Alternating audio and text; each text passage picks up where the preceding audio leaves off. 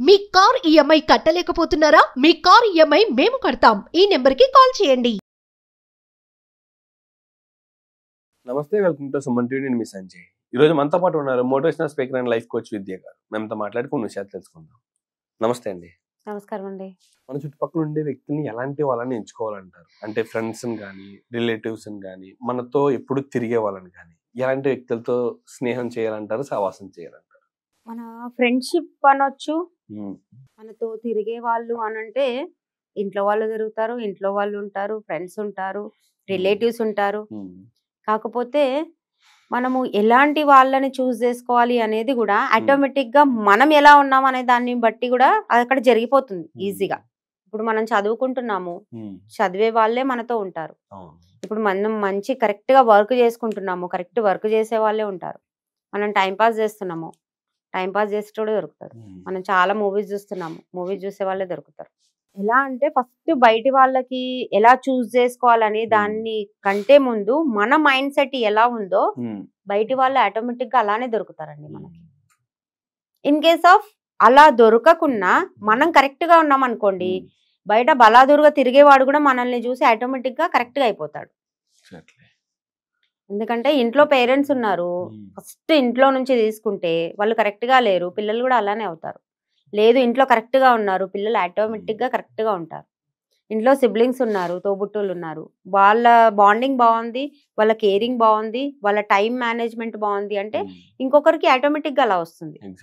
Next స్కూల్కి వచ్చినా కాలేజ్కి వచ్చినా ఫ్రెండ్స్ ఉన్నారు, చదువుకుందాం రా అంటే వీడు చదువుకుంటాడు, ఏ మూవీకి వెళ్దాం రా అంటే మూవీకి వెళ్ళిపోతాడు. మంచి అలవాట్లు కన్నా చెడు అలవాట్లు కావాలంటే ఫ్రెండ్స్ ముఖ్య కారణాలు అవుతుంటారు. రూమ్మేట్స్ కానీ ఇక్కడ చూసుకుంటే హైదరాబాద్ చాలా మంది పిల్లలు హైదరాబాద్ వరకు వచ్చి చదువుకుంటుంటారు.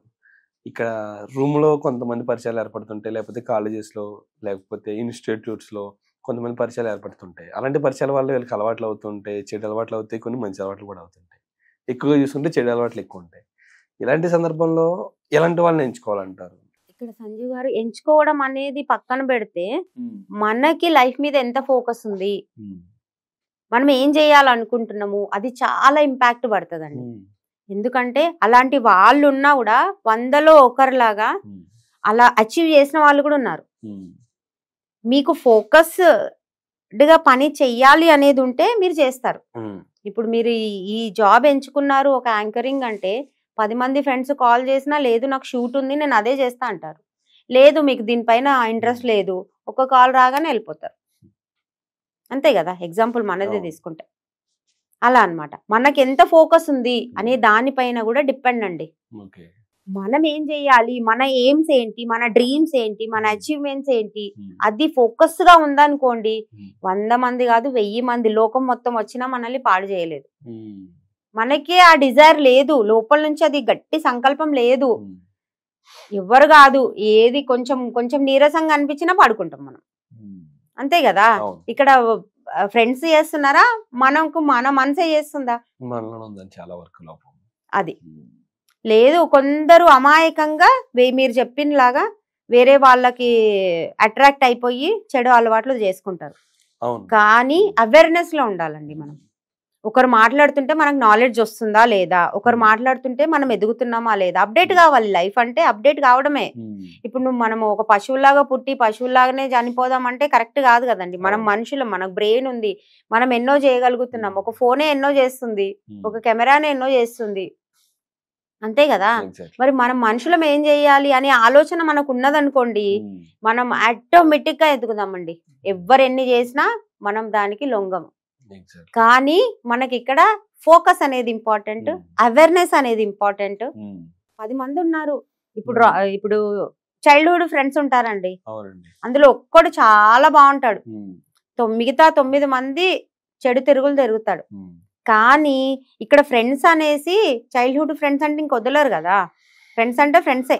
వాళ్ళకు ఎలా రెస్పెక్ట్ ఇవ్వాలి, ఎలా లవ్ ఇవ్వాలి, ఎలా టైం ఇవ్వాలి వాడు అంతే ఇస్తాడు ఇక్కడ ఎదిగే పర్సన్. కానీ వాడు ఏం చెయ్యాలో కూడా మనకి ఒక క్లారిటీ ఉంటుంది. ఆ clarity important, focus important, awareness important. అలా ఉన్నప్పుడు ఎంతమంది వచ్చినా ఏం చేయలేరండి. ఇప్పుడు నేను అడిగిన ఉద్దేశం ఏంటంటే, ఒక మంచి వ్యక్తి ఫ్రెండ్ గా ఉంటే మనం కూడా మంచిగా తయారవుతాం, మనం కూడా సక్సెస్ అవుతామని నేను అన్నా. ఎస్ అండి. కానీ మీరు చూస్తే మనమే మంచిగా ఉన్నప్పుడు ఇంకో మంచి ఫ్రెండ్ ఎందుకండి, మనల్ని చూసి వాడు మంచిగా తయారవుతారు కదా అని చెప్తున్నారు. ఇది కూడా కరెక్టే, Exactly. అది కూడా కరెక్టే.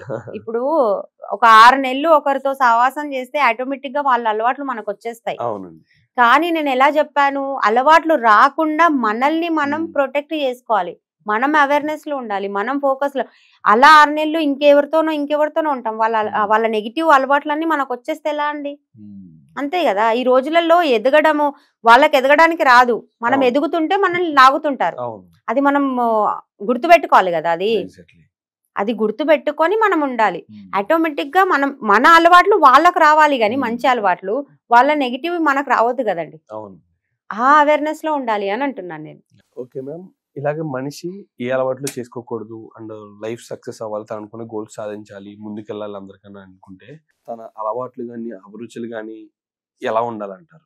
ఎలా ఉండాలి అంటే, ఒక చదువుకునే పిల్లలు కావచ్చు, యూత్ కావచ్చు, పెళ్ళైన వాళ్ళు కావచ్చు, ఎవరైనా అండి, ఎవరికైనా ఇంకొకరు ఇబ్బంది పెట్టి మీకు రాంగ్ రూట్ లో తీసుకుపోవడానికి చూస్తారు. మీరు ఒకసారి అబ్జర్వ్ చేసుకోండి, ఈ వీడియో విన్న వాళ్ళందరూ అబ్జర్వ్ చేసుకోండి.